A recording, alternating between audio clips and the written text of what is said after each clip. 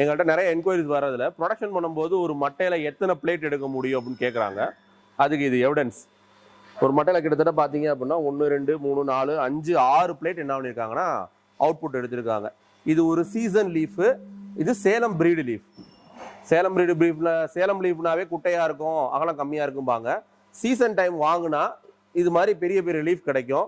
ஒரு சக்ஸஸ்ஃபுல்லான ப்ரொடக்ஷன் எடுக்க முடியும். இப்போ இந்த லீஃப் பாருங்க, கிட்டத்தட்ட வந்து இதுலேயும் ஒரு 6 பிளேட் எடுத்திருக்காங்க. 2 3 ஸ்கொயரு 3 ரவுண்டு. இந்த மாதிரி ப்ரொடக்ஷன் அவுட்புட்டை அதிகப்படுத்த முடியும். இப்போ இந்த இது பாருங்க, பவுலே வந்து கிட்டத்தட்ட 7 பவுல் எடுத்திருக்காங்க. 2 3 4 5 6, இங்கே 1 7. ஸோ இது மாதிரி நம்பர் ஆஃப் ப்ரொடக்ஷன்ஸை வந்து அதிகப்படுத்தலாம். இப்போ இந்த லீஃப்ல பார்த்தீங்கன்னா 2 10 ஸ்கொயர் இருக்கிறதுலே பெரிய பிளேட் அது எடுத்திருக்காங்க.